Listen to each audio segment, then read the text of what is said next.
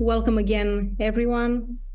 I'm Leo, and with Valeria, we were super happy to be here for the fourth time at the Cumbria conference, especially with this important topic, love, and we want to bring a focus also on the cost of love. So we are recording. We can pause if any of you wants to bring something that you would prefer not to be recorded. So you can or it can also be edited as well. If you realize afterwards, it can also be edited. Yeah. As we are privileging, first of all, the experiential nature and our connections here. So if anyone else wants to put in the chat where you are connecting from, we have quite a few places in the UK. And then I'm connecting from Italy. Valeria is in France. Yes. And also because we're speaking about the contact and giving like priority to the contact and being together and creating this space, we see everybody's muted, but please, it's an invitation to unmute yourself so we can make the conversation a bit more like flowing instead of artificial, unless there are big disturbances that might interfere with the space. Feel free to unmute yourself. So we can also modulate a kind of speaking together, interacting, engaging in dialogue, which can flow a bit better. And I'm mindful almost everybody is with camera on. Trish, we see you are with camera off. If you can, it would be nice to see you. If not, I guess we can see together how to stay engaged through the chat. So all of us has an opportunity to share and meet everybody else in a personal way. Or just let us know in case anyone needs to be off camera and inviting you to wear headphones. In that case, to modulate confidentiality. So restating that and the breakout rooms, we are intending to invite you to do at least one throughout this time together. Those won't be recorded. So we invite you to hold together and respect that confidentiality about what you will be you will be sharing with each other. Thank you, Ruth. Yes, perfect. Thanks.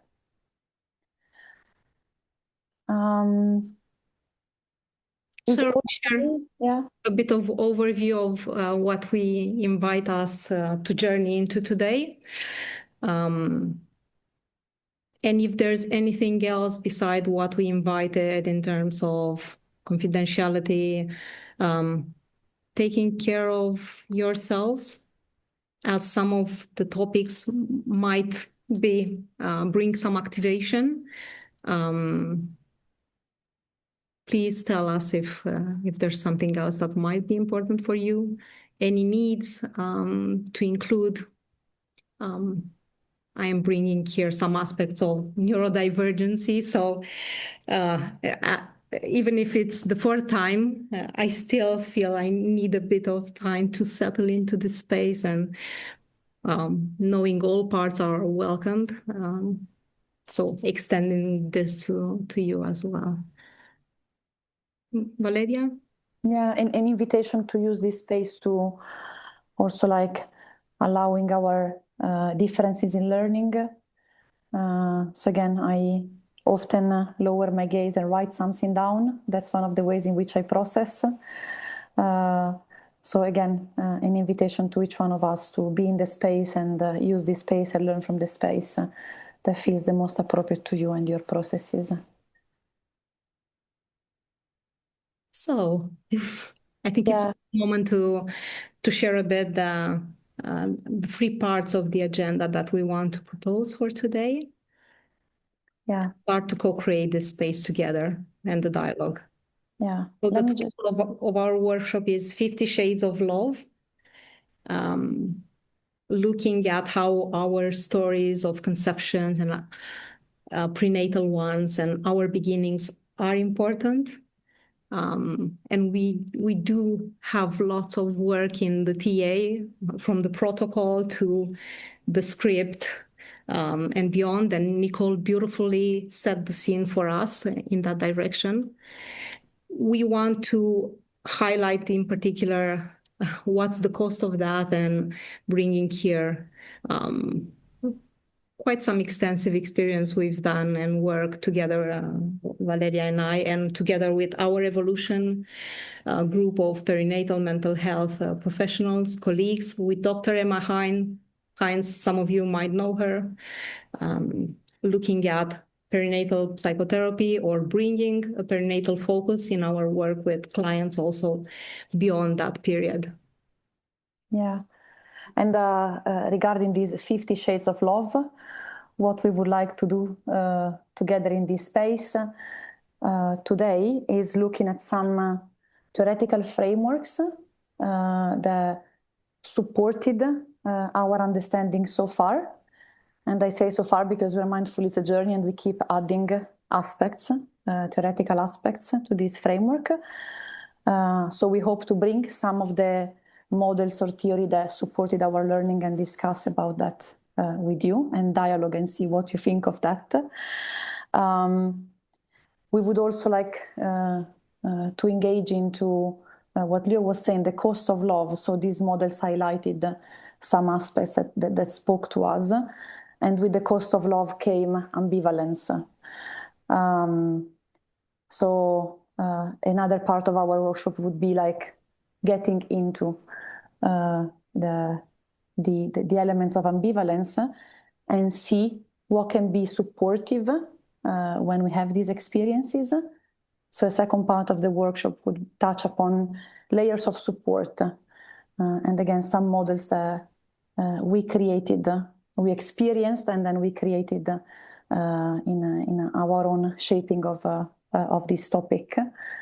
And then towards the end, we would like to move on to ways in which we can understand and work with ambivalence.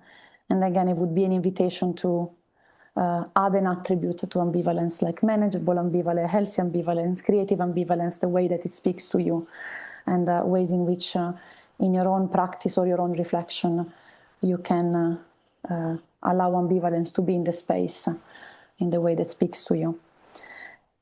And as we were saying at the beginning, being partly theoretical and partly personal, we might experience some reflection on client work if we work with clients, or also our own experiences. So throughout the space, again, an invitation to modulate. If we feel more invited to think professionally, let's give ourselves a permission to do so. If we want to bring our personal experiences, again, it's invited, but let's do it with a sense of care and compassion for ourselves. And would you like to say something about some of the key messages, Leo, that we hope we can bring forward in this space? Yeah, I would say that some of the most important ones we realized with Valeria is to account for the costs of love as well. And with that, also hopefully ignite different perspectives on holding both end and holding ambivalence. And I don't know how many of you might work with parents or perinatal clients. I think it's applicable beyond this, but in particular, I think this is at our heart that we wanted to bring, based on our work with parents and seeing how much the guilt can be excruciating, and how, as helping professionals, sometimes we might collude with that, and we might be part of what's impacting our clients. We want to bring some awareness and share together practices which can activate layers of support as a form of radical care, holding in mind the social, political, and cultural aspects as well. So I would say this, Valeria, and I think we've covered the majority of aspects, and we might be able to go directly into the first part of our agenda, which is sharing some of the theoretical framework in TA that we've found useful and some of the models that we've built to actually think of love and hold it with its cost. Yeah. So bear with me, I will start sharing the screen so we have a visual of the models that we introduce. Okay. Do you see the screen well? Yes. Yes, okay. So yes, so this is the very beginning of our theoretical understanding of love in relationships. And the very beginning was our encounter with symbiosis, which I guess some of us or many of us in the space today have met during training or readings. And yes, symbiosis is the first model that for us represented a way to be in relationships. It can be the mother and the child, or it can be any other relationship that we have in mind. But what is portrayed here on the left is what is at least in some stages of development or in some life transitions is considered a healthy symbiosis. So, for example, when it's a mother of a child, or when we transition in life to, a new setting, moving to a new country, or there is some change, important existential change or personal change, we might engage in a symbiotic process. So we see that in this symbiotic process, going back to the original definition, out of two people, we create one single ego state. So both of the people in the relationship, they live outside some of their ego states. And when Leo and I were playing with the theory, we felt like if we have the mother on the left, which is engaging with the parent and adult ego state, and the child on the right, which is bringing the child ego state, what we are asking to the mother or the primary caregiver is to disengage, split, not recognize the child ego state. So there is a healthy dynamic because the parent or the caregiver is engaging with the parent and adult ego state and is complementing the child and is doing what he's supposed to do. But we're like, but what happens, to this child ego state that needs to be left out? What is the reasoning behind that? Can we do that in other ways? Is this the only way to be in a healthy symbiotic relationship, in something that allows the child to grow, to be in connection? So this first diagram stirred some question for us. And from these questions, we landed on another model, which you see on the right. And Leo, if you want, you can introduce this model. And I'm mindful we left it with sorry, if you're not familiar with the E, it's a French model. So the E stands for enfant, is the child. Yeah. And also for those of you who might not be from a TA background, the model on the left with non-TA terms, we might just say that the mother or the main caregiver is invited to put aside parts of themselves to actually care for the baby, for the child. And we wonder what are the costs of that. And in fact, we do see some of that in our practices with perinatal mental health disorders. And we appreciated the contribution of Vakie Kwatsa, speaking of affective regulation between mother and baby, and some of that is applicable to the dyad between client and psychotherapist or helping professional, where on the very right of the screen, where you see the infant portrayed in the child ego state of the baby, you see a black asterisk which represent the disturbance in the child. So we'll come to you in a moment with a case example, but it might be a baby crying inconsolably, and you see the parent, the mother in this case, hypothesized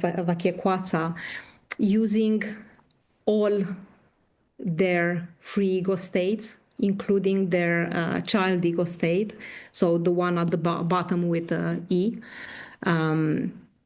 resonating with the disturbance in the child, and using their adult and parent to actually, first of all, hold themselves with that, co-regulate themselves, and what Winnicott was saying about actually somehow digesting for the child and being able to then, from their parent ego state or adult, go to the baby and hold the baby after they've digested what was stirred in them by the disturbance that the baby was feeling. And we felt that this model somehow accounted more for the wholeness of the human being, the parent, the caregiver who is there caring for the child. And I don't know if we have it, we might not be having it in our slides, Valeria, but actually what's the main thesis of this article is that it's through this process that children and us as human beings are learning emotional co-regulation as a skill, because the process that mother does at her level, it will be then introjected in the child in terms of the possibility to hold themselves in distress.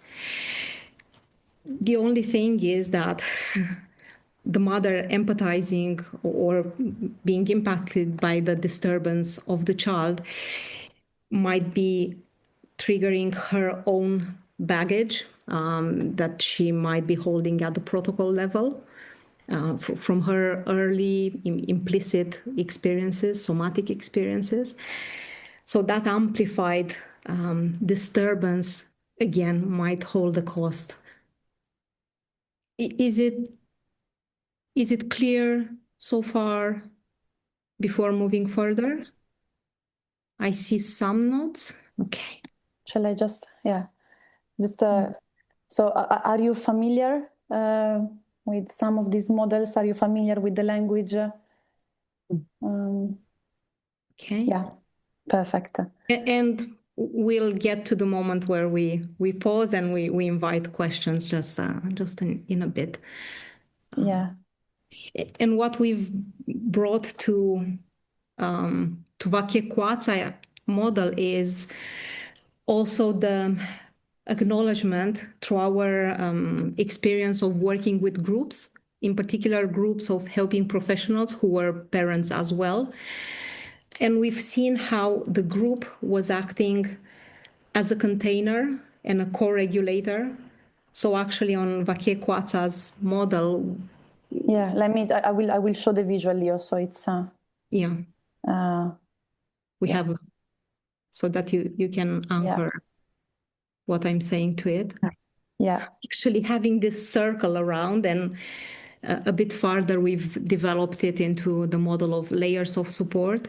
So for the mother to be able to do this process of self-regulation and then co-regulation with the baby, again, we wondered what supports it. Because some parents manage to do it, some others really, really struggled. And we've seen that that struggle is amplified when different complexities come into place. The background of that human being, structural absences in the support around them, or even if we are accounting now for what's happening at the global level, we can say that there are some places in the world which are more challenged than others. So maybe just sharing the example as well, and then I just want to add, and this is like something that we have noticed, that the moment in which the cost of co-regulation becomes really high and potentially unmanageable for different reasons, this is usually the time when people come to therapy. So again, if they can, and if the context allowed, and many barriers, but when we actually encounter clients that struggle in this process, it's usually because something around this container is not there, or there has been some leaks. So we felt that it's like, for us, it was really important to think about the container, because that's where often we meet the parents coming, to see us, or when something happens in the attachment with the baby, or in the couple space, in the family, and in the network. So we thought about how do we bring these examples, these models to life, and also like with a sense of like honoring the many stories that we hear in our therapy rooms, or with our colleagues, or also our stories, quite a lot of our stories as well. But we found some of the examples from literature as well, really holding and explaining the process to us. So we have this case that we will bring a kind of a red thread in the workshop today. So we borrow from literature. Leo, if you want to read it. Yes. So it's her lived experience of the author, saying, "I will never forget one afternoon during my daughter's first week outside my body when I held her as she screamed. She had been doing this for hours, inconsolable and unable to sleep. I was in a panic, simultaneously fearing that I could not do this, and that if I could not do this, surely we would both be dead soon. I pulled her away from my chest and looked at her face, crying and saying, 'I'm sorry, I don't know what to do.' And then I looked into her eyes. She was looking straight at me, and yet she wasn't.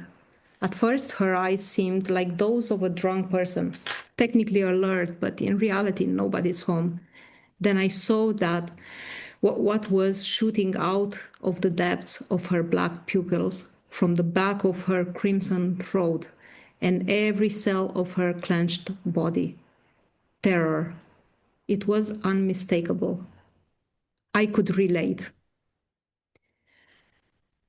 So we thought this could be a good portraying of actually this person being there in a moment of challenge, feeling the disturbance of her child and being impacted. And through her recognizing, because first she said, I was in a panic. So recognizing hers, and then being able to relate and somehow decipher what was happening to her baby as well. And then we'll add to this a second part. But here we want to pause together and before having the possibility to share in a breakout room a bit more questions, impressions? How are these models so far? If they speak to you, if you relate, if you've seen them in the work that you have done or that you do with clients, or if you see in any other processes of relationships.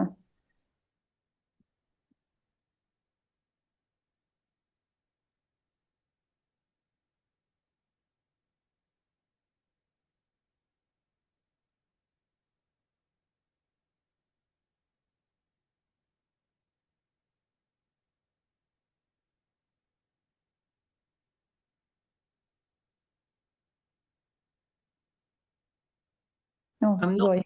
yeah, sorry, I was on mute. Yeah, I was just saying I'm not familiar with the, is it Vacui model? Yes. But I really like how diagrammatically it gives you an idea of co-regulation in a way that I haven't seen before, which I find really helpful, actually. Thank you. Yeah, it's we are mindful that, as far as we are aware, it's not it hasn't been published in English per se. It's published in the Journal of TA in France, and it has been referenced in the TAJ by Cinzia Chiesa. It's an Italian TA author, and she published in Italian first, and then it was translated into English. So it's not mainstream for the English-speaking community, I would say. Yeah. But you can have a touch of it from Cinzia Chiesa's TAJ article. Yeah. Or maybe using the help of AI, just translating the French version. Yeah, thank you for what you shared. Sorry. But we that was part of our process as well, Zoe. Like we felt like it really anchored in the visual aspects of the process that we would notice in ourselves and in the people we work with. Are like, yeah, like, so this is what happens, also at an energy level when I am stirred. And then this could be like the implication of some of, the crying in this example, for example, that can become amplified in our child ego state as terror. And then, the flow of energy, if we have access to, in the other ego state. So it was exactly our process. That's really interesting. Makes me think about what happens if the mother or the parent, the primary carer, around issues of severe maternal mental illness, and what happens then in that process. If I think of the asterisks, in the simplest form, what happens to that in terms of co-regulation? I find it, that's where it's taken me to. Yeah, and indeed, like for Emma Haynes, in the recent book that she wrote about maternal mental illness and applied to TA. Like Emma and Ronen Stillman, they speak about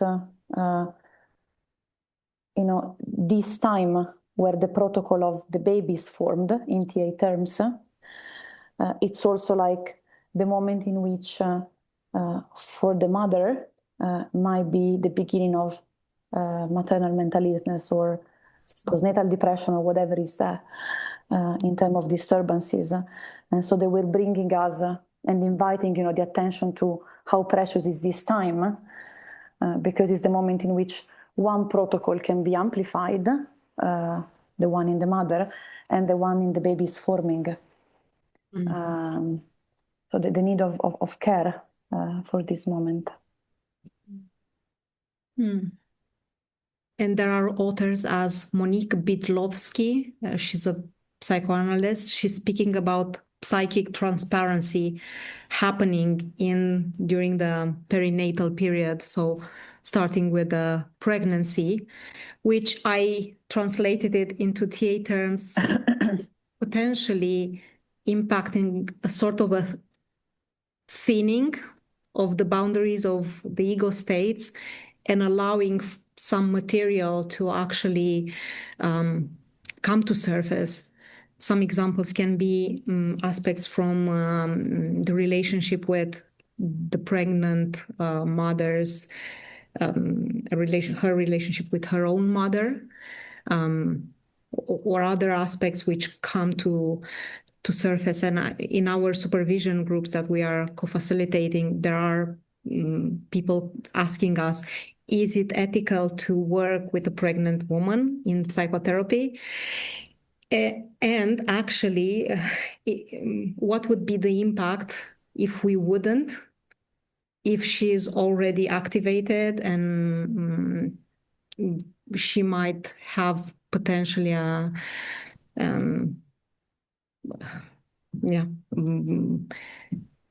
risk decompensating. And this is something to hold with the support of pharmacological treatment as well. What would be the risk if that wouldn't be considered as an option, if the mother would continue the pregnancy untreated and with impairing anxiety or depression, what the cost would be on her and on the baby as well. So again, it's not, and we are with Valeria not saying there's one right answer, but these are to be held as well, because I know that maybe in some of our trainings 20 years ago when I trained in Romania, some things were very blunt in terms of, for example, not working for more than 1 year with a client because they would have developed dependency. So if we are holding the model of Vacchiequata and we can consider some of our clients with early trauma, 1 year might be only the touching the tip of the iceberg to actually slowly go and work at the protocol level afterwards. Or even about working or not working with a pregnant woman in therapy. Indeed, it is a more contained period of time potentially, and still, what kind of work can we do if through that psychic transparency, some of her history was brought to the present? Valeria, I don't know if you want to add anything. Claire. Yeah. Hi. It's so interesting because I was thinking about culture as well. So, like I live in Edinburgh, and I think about childcare services. One of my children's had a baby. He's 11 months old now, and it took her, she had a miscarriage before she had him, and then it took her about 3 months to get pregnant again. And I did suggest to her that maybe therapy would be something that might be useful for her. And she said, I just want to have a baby. So it's quite interesting because as well, she would have had the money to be able to access therapy. And to be able to, what would she be talking about? She'd be talking about the fact that she had a miscarriage and she couldn't get pregnant again. And not to pathologize what was happening for her. She wasn't depressed, or she was, suffering from the grief of losing a baby. And I'm just wondering about, like, in Britain, for example, like, how easy it is for, so what are we talking about in terms of mental health as well? So, like my daughter wouldn't probably have been able to get anything on the NHS to be able to go and speak to a counsellor. And would she have indeed been talking about something as almost refined and subtle as what you're talking about as well? Do you know what I mean? Does that make sense? And then what are the services in the countries that you live in as well? And the country that you live in, what is your attitude towards pregnancy, etc.? There's somebody at my door. I need to go. I'll just be a minute. Sorry about that. No worries. It's okay. Thank you for what you shared. Yeah. I feel like taking a deep breath with this and what But you're sharing here. I definitely hear the invitation, which is something that we will speak about onto, what's the realm of the individual and what it's in the different systems that we belong to, so the different contexts. But before we move on to that, is there any other reflection on these models? Any other thing that you pick up or you would like to bring to the space?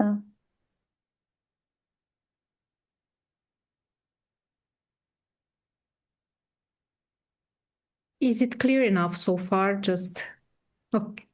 Some nodding. Yeah, just a thumbs up if it's clear. So we have, okay, perfect.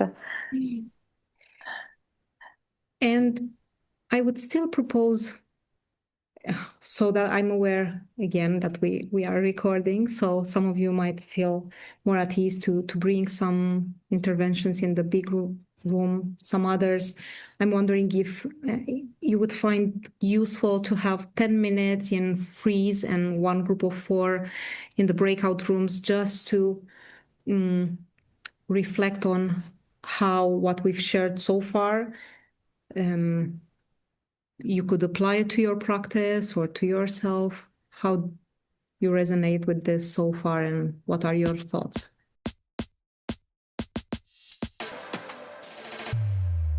We would like to hear if you have some reflection to bring in the break groups. I would like, yes, Claire. Hi. So I just want to apologise for having to rush away. It was supposed to be at the door. And so I may have said things that didn't make sense. And I think that it's really helpful to be in the small groups, and thank you for breaking off like that. So for me, it was really helpful, and what it enabled me to do was with the 2 colleagues that I was with, so thank you very much, was to maybe begin to understand that I don't understand, which is great. I don't know where to place what you're teaching, what you're talking about and discussing in my understanding of, I don't know, everything and anything. And I think that's okay. So the questions that I had, what you were talking about to start off with, just took me to my daughter and a baby, and then socially and culturally where I live, like I was like, where could my, or anybody I know who's pregnant or looking to get pregnant, where could they access what you're offering on the work that you're doing? And then we realized that the work that you're doing is so new. Well, I presume it's quite new in that. Am I right in thinking that, or? Well, we have, we started together to think about these models, let's say quite recently, in the last 5 years. Right. But at the same time, the more we look into that, the more there are places where these conversations are happening. And actually, we met yesterday with our colleague from our Evolution, which is our group of perinatal and parental psychotherapists around primarily Europe. And yeah, in May we will be celebrating Maternal Mental Health Week, and this is a decade that this has been happening. So yes, of course there are different voices in that, and we are kind of attached to our models, and at the same time we acknowledge that different conversations are happening, again, at different levels. You beautifully brought, Claire, the aspect of the systemic, which we will address right now. When we finish this sharing, we will go into the systemic and see how different systems might be involved and might be needed when we work in this space, or with this perspective in mind. Thank you. Yeah. Thank you. And again, sorry, I just add, if we think about TA, I guess in TA it might be quite new. And again, we are very grateful to Emma Haynes, which pioneered maternal and parental mental health in TA. That's something that, again, in other research for other conferences and workshops, like Leo and I play a bit into where it all started, or where did it get lost. But then Emma Haynes really focused her work in TA around that, and she published 2 books now and few articles, bringing maternal mental illness and expanding to the parental and fathers. So yeah, we've been grateful to have met her during COVID and having worked with her through the last 5-6 years. Yeah. And I have dropped in the chat the website of our evolution. We are part of the founders, together with Emma Hines and other colleagues specialized in perinatal mental health.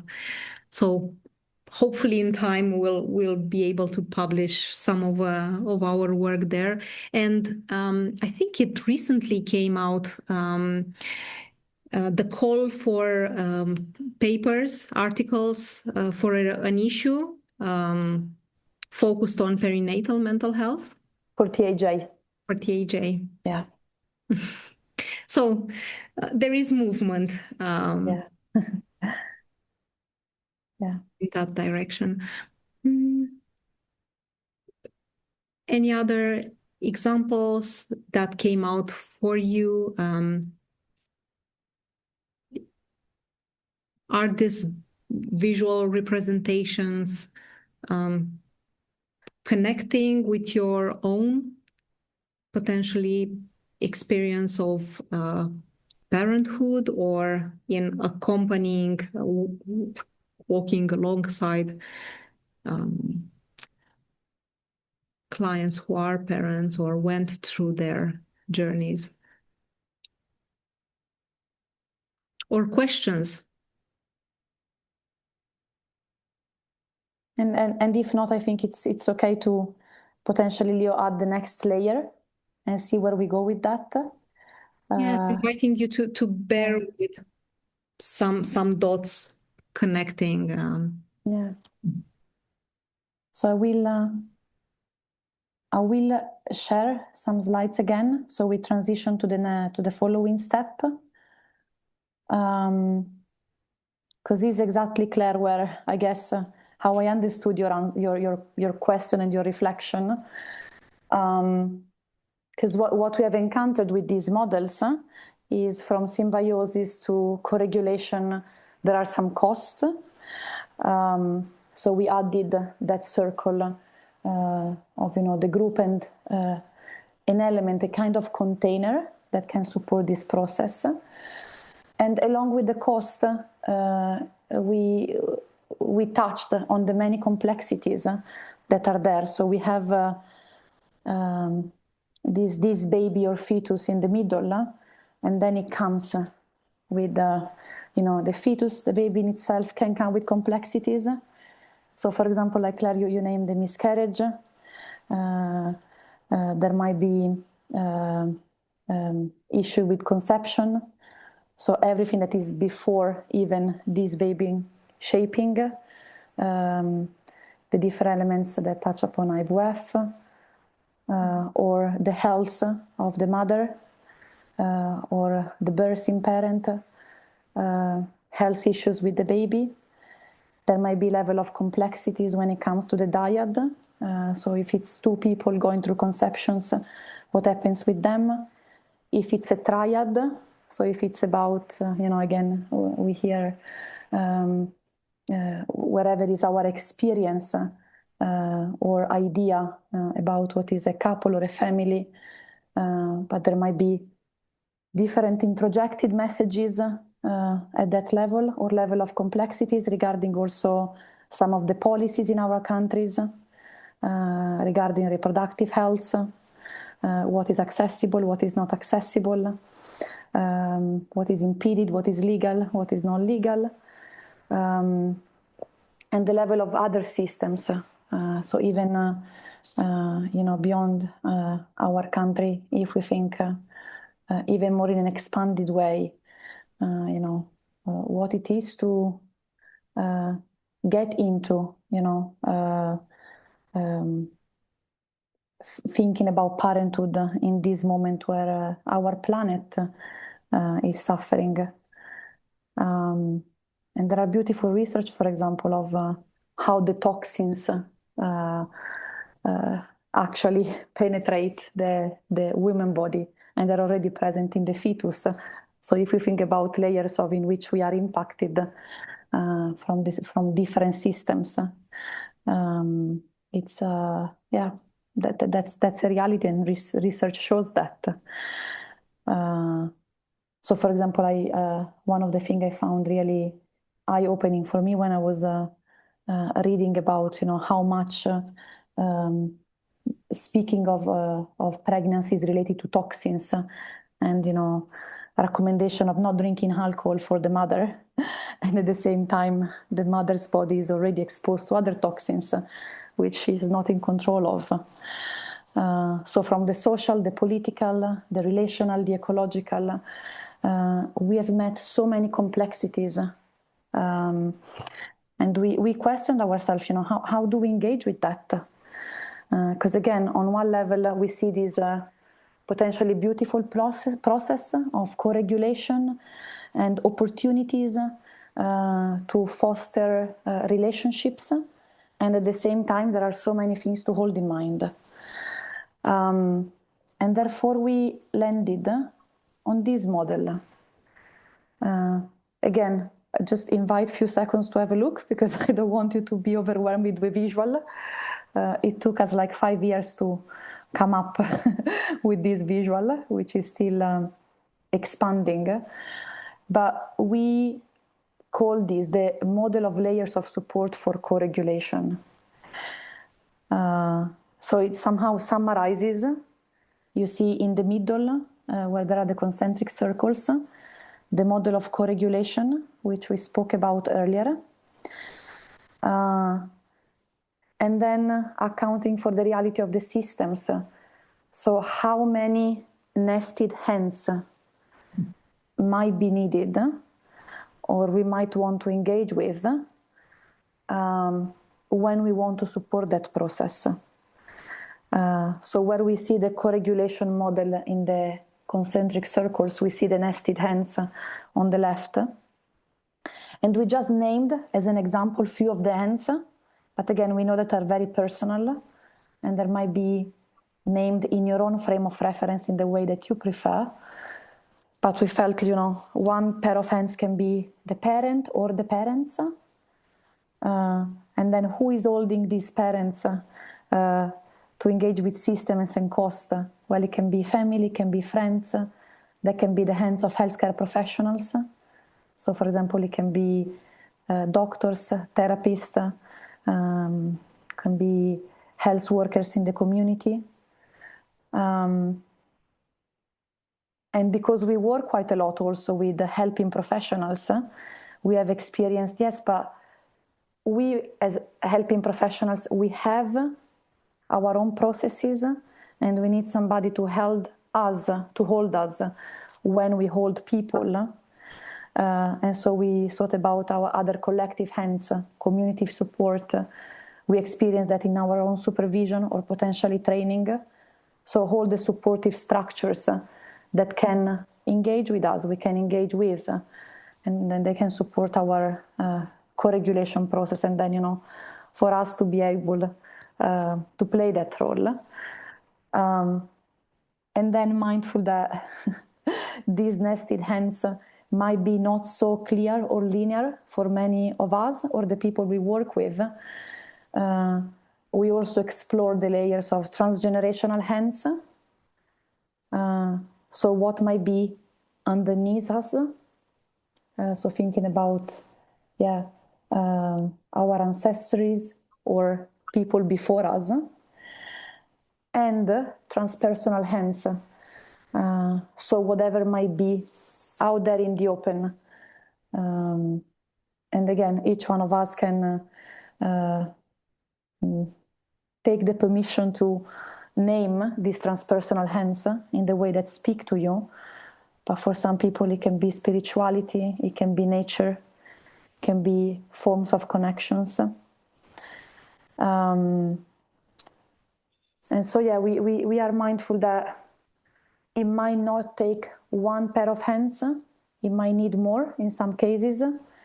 it might be an interweaving of system of hands. And when some hands are not present, often is, in acknowledging the losses of not having hands, supporting this process, which other hands can be activated. Again, and it can be more at the transgenerational or transpersonal level. And all in all, what we hope for is that by accessing some of these hands, we can support an implementation of, there are some costs, and at the same time, there might be layers of security that support us that support you and us to bear some of this cost. And we have seen this model in our own practice. That was part of our experiences before coming up to the model and all the circles that we love in TA.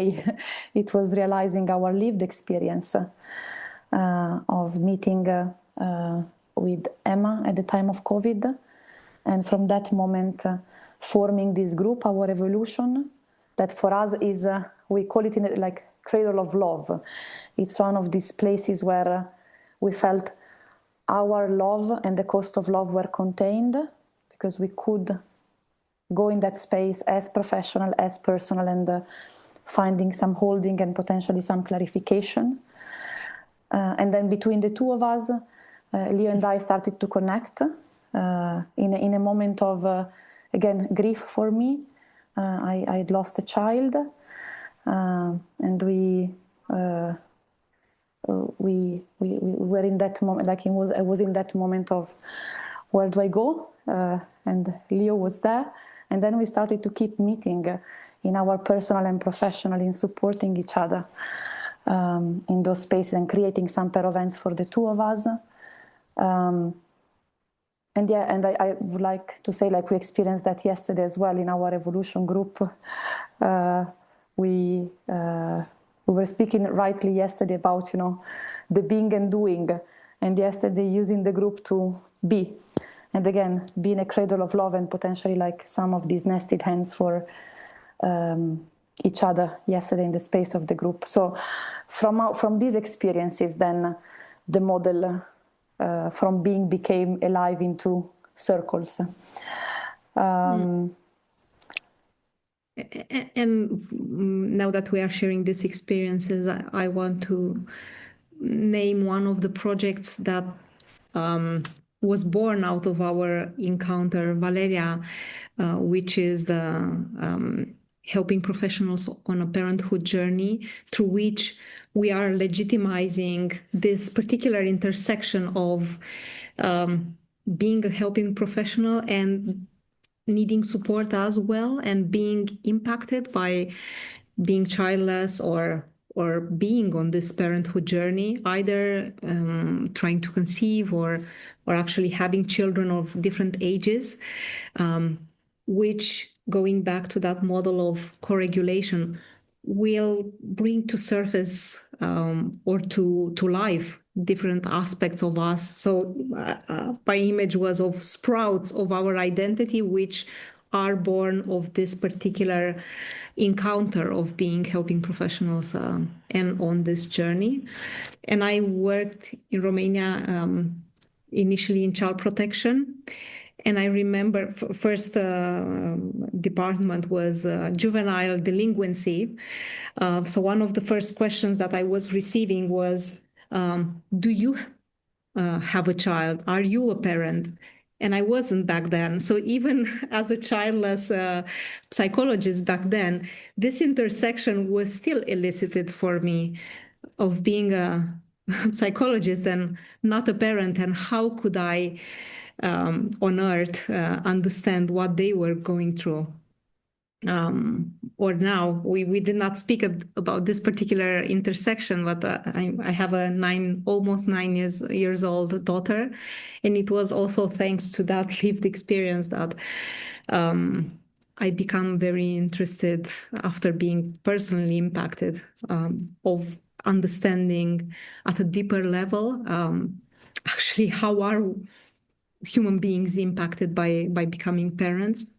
And I came back to my practice with I think, a renewed sense of humbleness and empathy for parents. So just naming this as well.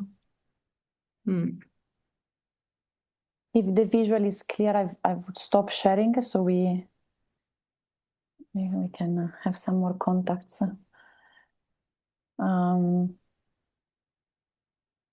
Again, how does this land with you? Thoughts, reflections on complexities and these nested hands, a layer of support.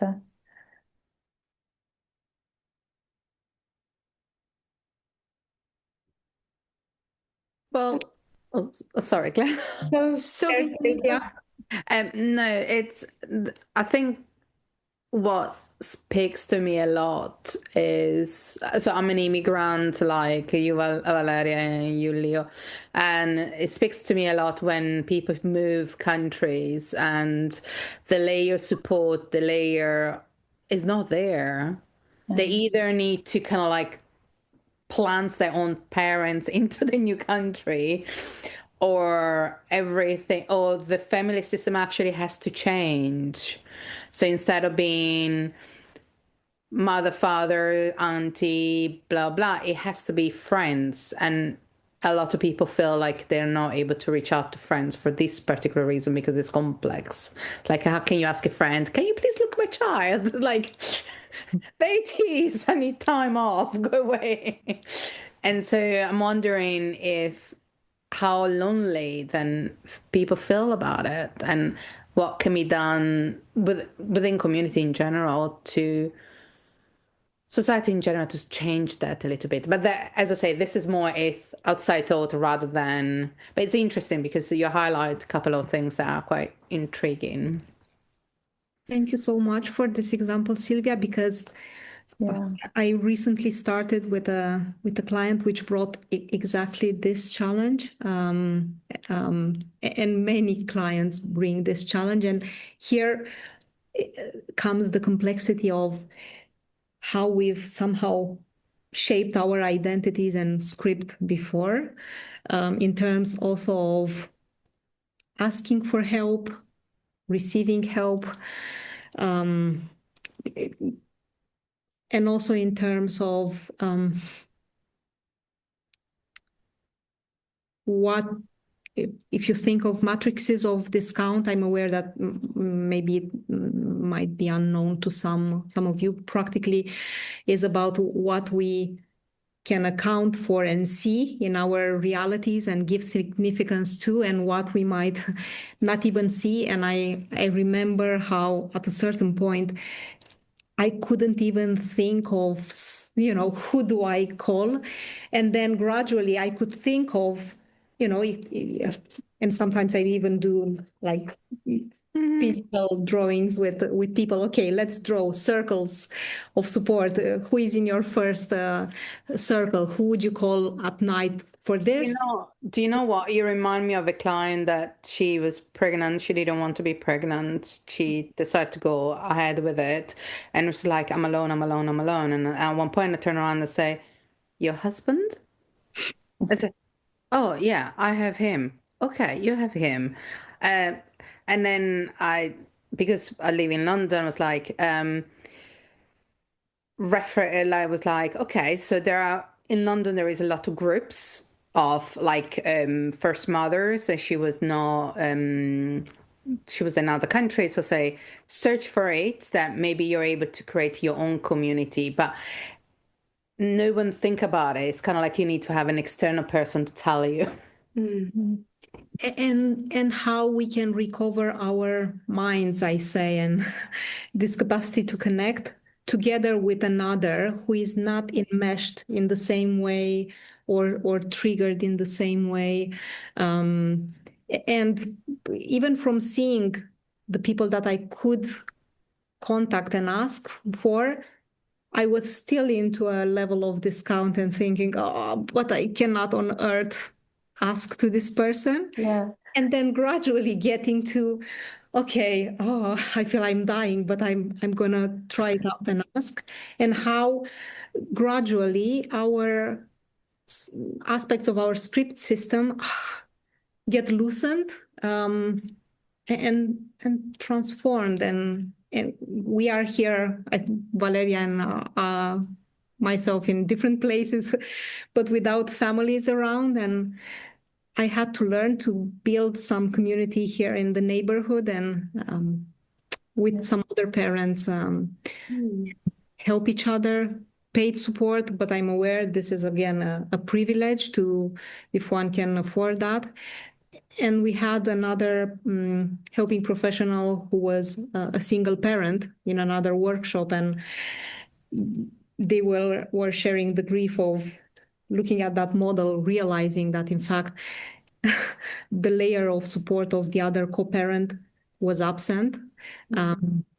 So what do you do was the challenge when you don't have the co-parent, you are a single parent, working parent, and you don't have the means maybe to afford paid support or other types of support. And it's there that we went to, okay, still, together with some others, being able to somehow scan what are the resources available, and some resources are free.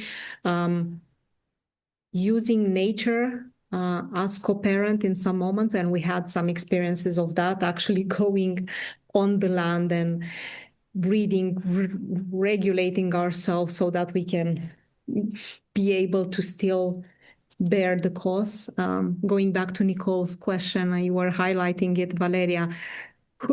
What makes us? What gets us to still keep going? Yeah, Valeria, and I'm looking for the matrix. Someone asked for it. Can I just add something as well? Can you hear me? Yes. Yes, Simone. I'm also wondering as well if what the message might be that the client might be trying to communicate about loss, that there might be resources around, there might be people, but you have to reach out. But they might also be saying about the loss that they have experienced, that they don't have the same extended family around them anymore, and how painful that is. Yes. But the impact of that as a parent and going in and maybe being parented differently to what you were because the same family's not around you. I'm talking from lived experience about that. Yeah. So it takes a lot to be able to reach out if you've never had to before, because you're surrounded by community. You don't know you're in it. And then suddenly it's not there anymore. And you think, I don't know how to ask for help because I've never had to before. Yeah. It's so obvious, it's hidden. So I just I don't know, that's just what came up for me as well. It's like, actually, what might also be happening for the client, that there might be huge amounts of grief going on there. Yeah. And it might not be that obvious to them. And also maybe support in just actually reaching out. Or knowing that there are organisations there. You know, culturally, we wouldn't go to an organisation because your extended family is the organisation. Yes. You know, it's like, oh my God, there's groups for women that have just had children. Wow. You know, so I just wanted to add that layer. Yeah. Yeah, and as a addition, because again, I think from what Sylvia brought and Leo expanded, and now you, Simone, like one of the things that stayed with me in these years of work is, and I heard it twice already. So again, for me, it's potentially one of the introjects that is there. But we do that for death, not for birth. And so hearing, what might be there as an introject when it is, to become parents, or like, not even challenges, but, like some of the, I guess I would call it needs of parents. I want to go to the cinema tonight. Can I ask these friends? And oh well, but you would disturb other people for death and not for birth or something else. So at the personal level and cultural level, what might be some introjects? Yeah, absolutely. That stop what us. is going on that is that might not be obvious. Yeah. Because it's not obvious, because you're seeped in it. So you need just to come in. Yeah, and we notice that an important part of this work of layers of support is on the permissions. So while we work on this loosening, a big part of the work is are there some permission that can be shifted or introduced? Is there something that I might be able to see but I'm not seeing? Or as Silvia was like, oh, your husband. Again, it feels like a confrontation, but a permission at the same time to see something that is there, and maybe we don't have the eyes to see in that moment. And even working with the hanging man drivers, what keeps us, what are our coping mechanisms, and injunctions, deeper messages that we might be holding. So there might be messages there about being strong, proving oneself, feeling weak in case they are not doing it by themselves.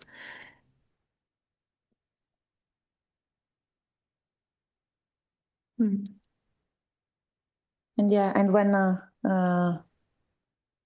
and we notice that when the less is there, of course the work is more complicated, so more of the risks might be present.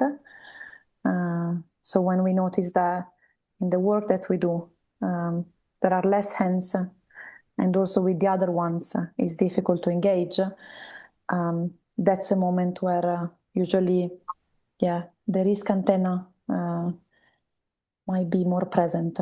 And what Leo was saying, risk of potentially the cost becoming too much. And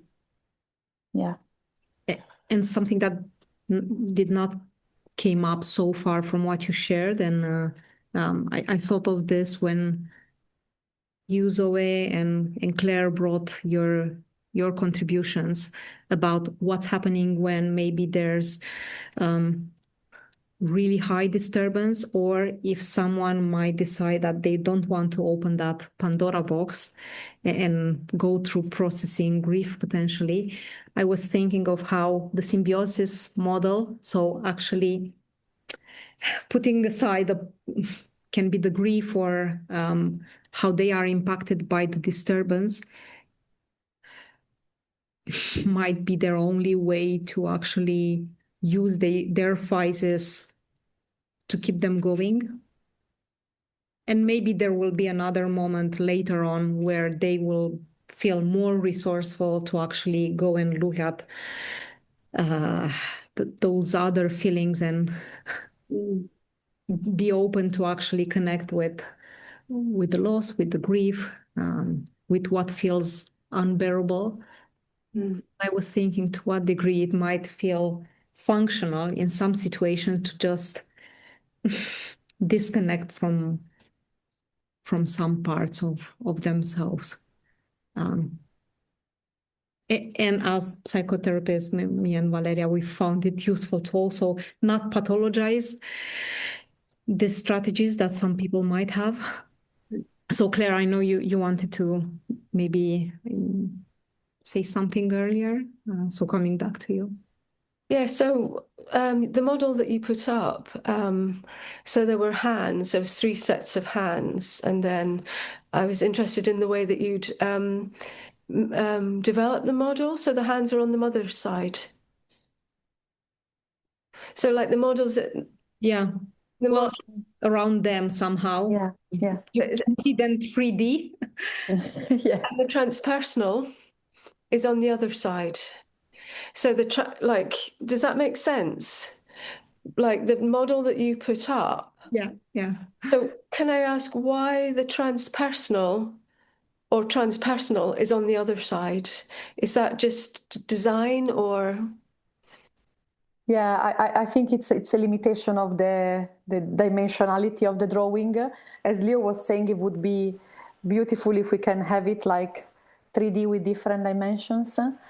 Again, thinking about pre and perinatal psychology, they have this outer layer that they draw, as the universe, which is encompassing the entire process and people and things in the space. And I think that's one of the ways in which I visualize that. So this transpersonal, they kind of like hug the entire process in my mind. But Claire, I think it's a good feedback for us to potentially extend and explain that, the transpersonal, again, and it can be very personal. In a recent workshop, I'm mindful, I put the ancestors in the middle, because to me is how I visualize it in my frame of reference. And some people were like, well, no, we'll put them outside because they contain the whole process. So again, allowing the diversity of how we relate and potentially visualize the processes. Yeah. Right, that's really interesting. And even the number of pairs of hand, Claire, we propose to, in a couple of minutes, again, have a moment of applying that to your context. It might be for you personally or for the work with a client, and potentially mapping what kind of hands. It can be structures, it can be people in particular that you might imagine there, even thinking of the situation that you brought earlier. Yeah. Thank you. Can I ask one last thing? Right, this might not make sense, and I'm so sorry if it doesn't. But say in the middle, you've got your, so you're talking about symbiosis, right? So I'm just going back to your model, and you're proposing, right? So here you're proposing. What is the name of that person? Vaki Quasar, yes. Right, okay. It's not symbiosis. They are co-regulation. inviting that practically the parent uses all three ego states, and also the other person uses whatever they have formed at that stage. And is that because of the support that is given to the parent, so without that support, we might find that the mother and child will have a symbiotic relationship. But with the support of others, the community and et cetera, that mother and child might be able to come out of that symbiotic relationship and into something which is healthier, or I don't know how you would. Does that make sense? Yeah, allowing all parts of themselves. Right. Yeah, I wouldn't say healthier. Yeah. Because again, Sorry. it's no, but it's a personal framework. Like what we experienced, and again, this we bring our personal framework informing models and theory. We felt like, gosh, what about the child ego state of the mother or the father or the primary caregiver in the symbiotic model? And we felt like, gosh, there might be something, and we felt there is something happening when we don't take into account the child ego state, and that's why we moved towards the co-regulation, where the three ego states are legitimized to be present. Right. So the symbiosis is like, the mother needs to split off, forget, park away the child ego state, whereas in the co-regulation it's normalized that the mother will be activated. And again, it's a personal preference. We felt like, that resonates better, and actually is a bit soothing that, I can panic when I am stirred. I don't have to immediately split off my child and go into taking care of whoever little human or big human is in front of me, but I can actually have that space of, as we were reading in the quotation, you know, terror, panic, and posing onto that and giving it space. Does it make sense, Claire? Yeah, thank you. That it doesn't. It's taking time, but thank you very much for listening. I appreciate it. Thanks. And thank you, Barbara, and for letting us know. Yeah. Glad having you here, and you can stay in touch if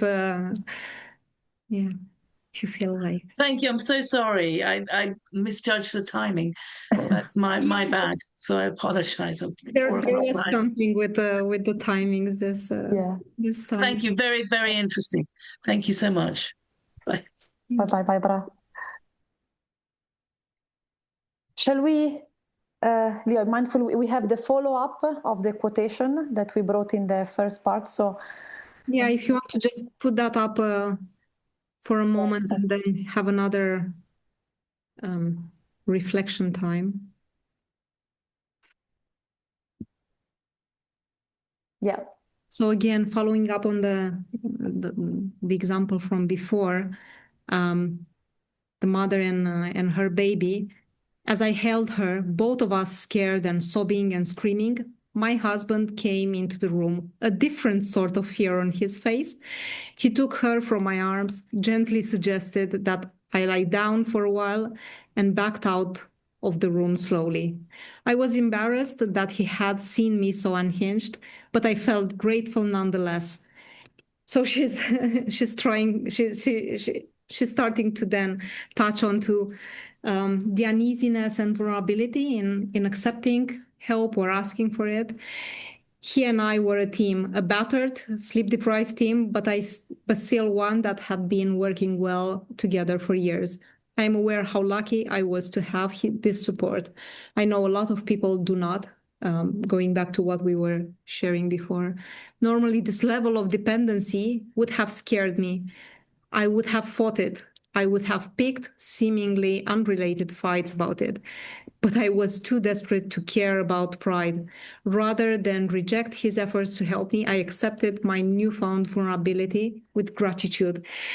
And she's starting to touch here also on the potential for growth and integration for the human being who is going through these processes and somehow feeling forced to ask for help. This might help some people to let go of be perfect or loosen the be perfect drive and transform some of the introjections which keep that drive into place. And again, it's not easy. It's like you were saying, Simone, and potentially going through grief with that, and not easy holding the vulnerability as well.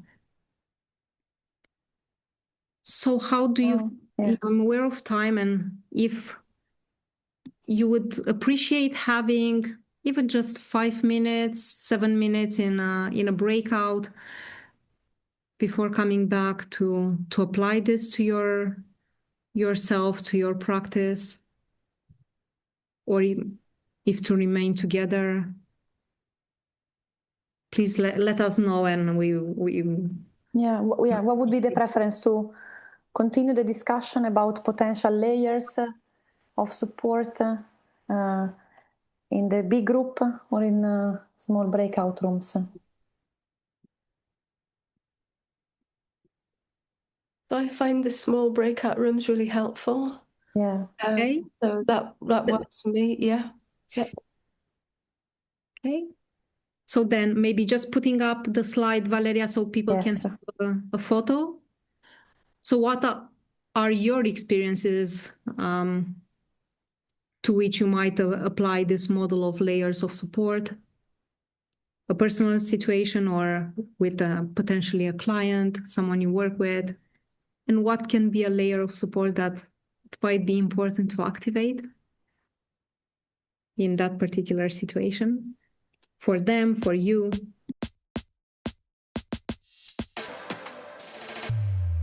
anything burning that came up from there, from the groups?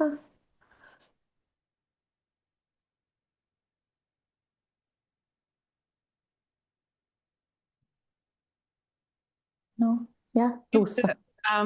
Simone and I were just talking as we finished, unfortunately, because it started to get interesting, about the support and when it's needed, actually. And Simone was sharing that there's an organisation that supports mother and baby, or parent and child.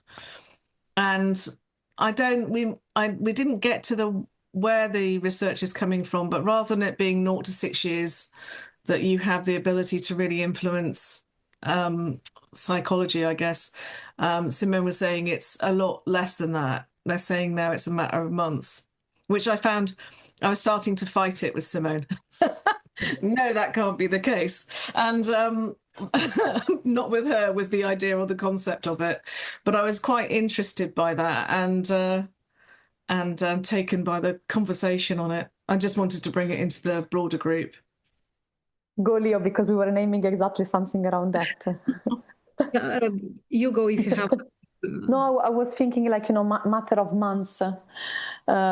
And that's something that we have no clarity. I guess research has no clarity. You mean how perinatal is defined? Because in many research. No. Should I say more what I was before we got cut off? Okay. One of my supervisors is a parent-infant psychotherapist who's very helpful and was very, very helpful. When I worked with a client who I worked with for many years on and off, who came back when she was heavily pregnant. And I knew what would happen anyway. I was encouraging them to seek parent and infant psychotherapy once baby was born. But it's important to seek such therapy when the baby is weeks old, really, rather than going in at 6 months old, because that's what's so important, is the interaction and the attunement in such early days and months.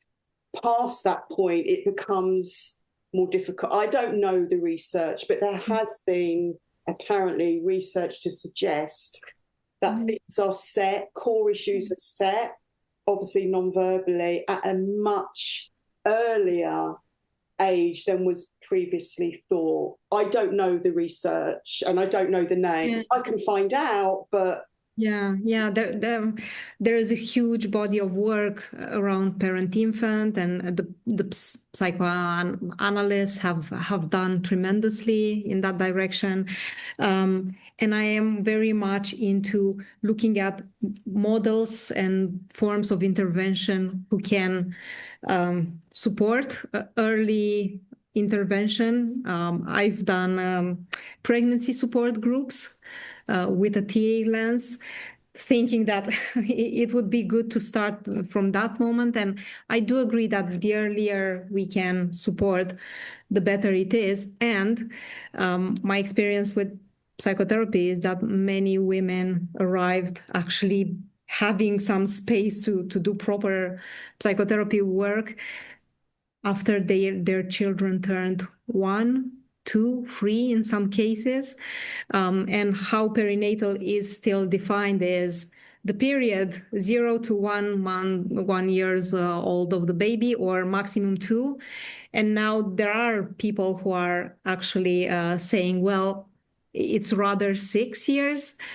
And still, we've had clients in our practices who were coming in their 70s and still processing some aspects of their own earlier years, or from when they had their own children, and still having an impact on them.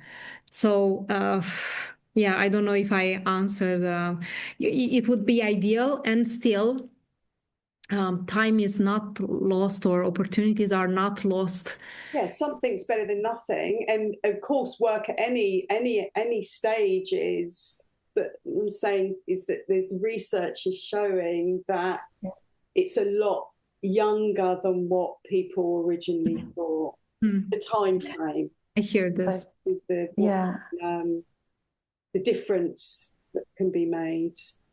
At the same time, I was mindful of electronic. Yeah. Yeah. So this is another bit that we love in terms of which research do we go through to. So Ed Tronick's work, we wholeheartedly recommend his work, because he did the still face experiment. If you don't know it, it's on YouTube, looking at what's happening in the relationship between child and parent when the parent keeps a still face for, I think it's around 3 minutes. Yeah. And actually, what he focused on is how the child has personal agency and actually has different strategies to elicit a reaction in the other. And I've worked in child protection in Romania, and I think it's there that I've learned so much about the resilience and resources of children. So going back to the model of layers of support and vachiecoața, the co-regulation, I think we did not highlight it enough how actually the baby is an active subject in that relationship, and they are communicating and they are shaping the other one as well as being influenced by the parent. So with Valeria, we were speaking about how also in our training, we might have received, some of us, messages about how deterministic it is. If the parent does something, especially the mother, then they have ruined their child's life forever. And I feel like breathing with this because, well, it's not quite like this. And also not going on the other end of the continuum and discounting the correlation, the impact that we are having on each other. So it is accounting for the impact that as parents we are having on these little ones, and still moving beyond determinism. There is a famous book, Why Love Matters, and we have put into the bibliography for today, and you can drop your email and we can send the slides. A critical review of that book, which was quite deterministic. And there's another longitudinal study which has been done, and then a book came out of it, Origins of You. Again, accounting for other elements in people's lives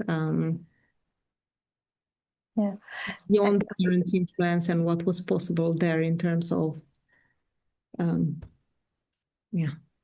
not negating that there is something important in this early first attachment, and at the same time challenging a deterministic view around that, if it doesn't happen in this way with this caregiver in this set of time, then this will happen. Because again, we have enough research also to discount that. And to us, it was one of the opening to depathologizing the mother, depathologizing the parents, and accounting for other things that are part of the attachment, the bonding, the thriving. So very happy to continue the discussion. It's something we are very passionate, and we. So if you are interested, please get in touch, because it's something that we keep developing. But for today, we are mindful of the time, and we are getting really fast towards the end. What would be the best way, Leo? Shall we just? I just bring in a definition of ambivalence. Yes. Here. Rosika Parker, she's a relational psychoanalyst, wholeheartedly recommending Turning to her book. She's writing more about the creative potential of ambivalence, defining it as the conflicting feelings of love and hate. So holding these contradictory impulses and emotions towards the same person. The baby in the child in this case, and she's bringing in the book examples from mother-baby relationship to mother-toddler, mother-teenager, and beyond. I don't know if you want to say anything to this or just bringing also what Mazzetti yeah. And similar, like we translated what Parker says in her language into ATA language. It's not directly speaking of parental experiences, but more ambivalence in psychotherapy and in the clinical setting. And Mazzetti speak about, when we feel the balance going more towards the hate and the cost and the aspects that are unbearable, or when we feel the balance is going more towards the, something which is healthy and manageable. It doesn't mean that one is script and the other one is healthy. Cost with hate and unbearable feelings coexist healthily with the love and at moment like potentially enmeshment. And if we manage to sit down and look at them as a unity, then we can really see the phases. So we wanted to finish with that, this workshop, as an invitation of, we have highlighted cost and complexities, and we might see that as, in some moments we might go towards one side, in others we might go towards the other, but actually is when we are supported to see the unity of the two of them that we can get creative and find our phases.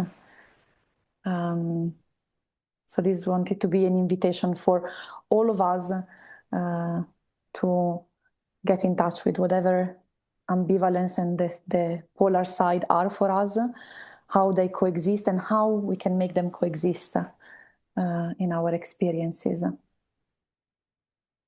And maybe it can be a sort of a homework invitation, as we won't be having time for it, but we wanted to do a third activity, inviting you to let an image, a visual, even playing with the objects around or drawing an image that can represent for you something that allows you to hold the coexistence of contradictory feelings, impulses, a visual for ambivalence that can support you in your practice. So this can stay as potential homework if you want. And in this last 3 minutes, we would really appreciate ending with one word each, and you can open the microphone and say it or write it in the chat, a word capturing what are you taking away from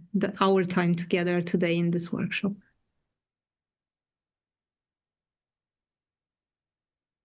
I know it's challenging,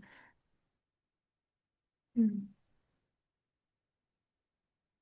Divya? I thought exploration. Thank you very much. Exploration? I thought very thought-provoking. Thank you very much. I really appreciate it. Thank you. Thank you. Thank you. I don't know why tenderness came to mind. Thinking about mother and child, parent. Yeah, tenderness. Thanks, Simone. But thank you. It's interesting.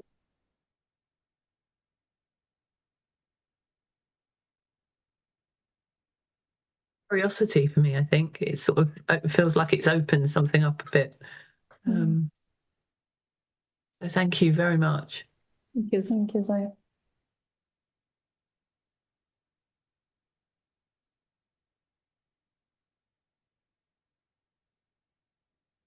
Well, I think I would say integration, because I think that's the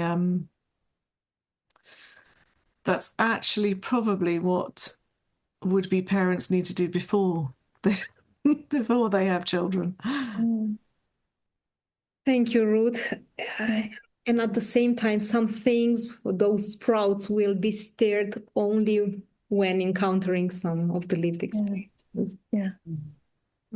Thank you. I think for me, support. I really like the diagram with the hands, and that there's support at every level for every person on that diagram as well. Thanks, Bethany. Thank you. Found it very humbling. Thanks.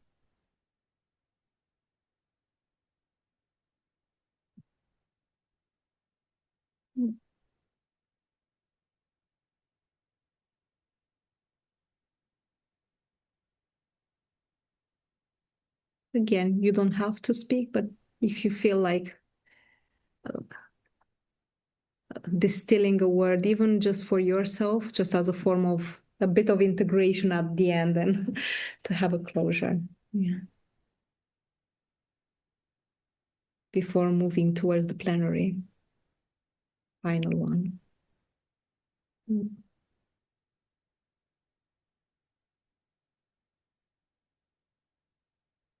Valeria? Yeah, energy. For me would be energy. And for me, intimacy, and very grateful for every bit of yourselves and contributions that you brought here.